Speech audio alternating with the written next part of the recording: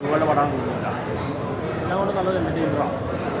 പിന്നെ chain traffic ഇങ്ങനെ കാണിക്കുന്നത് നല്ല പരിപാടി ഇതിൽ ഏസൻസ് എടുത്ത് പറയുമ്പോൾ എന്തെങ്കിലും അങ്ങനെ വയലൻസ് ഒന്നും ഇല്ല. ട്രെയിനിൽ കാണിച്ച് ഭയങ്കര വയലൻസ് പോകും. സ്ക്രിപ്റ്റ് ഡിമാൻഡ് ചെയ്ത സിനിമ ഡിമാൻഡ് ചെയ്ത വയലൻസ് ആയി ഇതിനെ കണ്ട വയലൻസ് പോയി. ഇപ്പോഴത്തെ കാലഘട്ടത്തിലെ ഇത് കുഴപ്പമില്ല.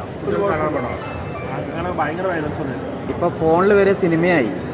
എന്താണ് അതിന് പറയാനുള്ളത്? ഫോണിലെടുക്കാൻ തോന്നുന്നില്ല. വിഷ്വലൊക്കെ എങ്ങനെയുണ്ട്? ഫോണിലെടുത്താൽ തോന്നുന്നുണ്ടോ? ക്യാമറയിലെടുത്ത ശരിക്കും ഫിലിം പോലെ ഒരുപാട് എഫേർട്ട് എടുത്തു.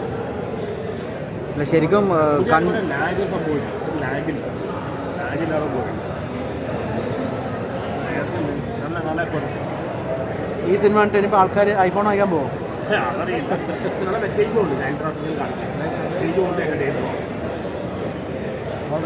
അഭിനേതാക്കളുടെ പെർഫോമൻസ് ഒക്കെ എങ്ങനെയാണ്?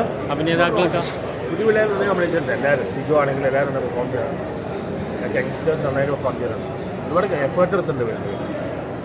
സംവിധായകൻ തന്നെയാണ് എല്ലാ കാര്യങ്ങളും ചെയ്തിരിക്കുന്നത്. ഒരു ബാലചന്ദ്രമേനോ സ്റ്റൈലാണ് സംവിധാനം പോകുന്നത്. അത് എത്രത്തോളം എല്ലാം നന്നായി ചെയ്യണം. നല്ല എൻ്റർടൈനറാണ് ഇതുവരെ. നല്ല മെസ്സേജും പോലീസ് ഓഫീസറൊക്കെ എല്ലാം നന്നായി ചെയ്യണം.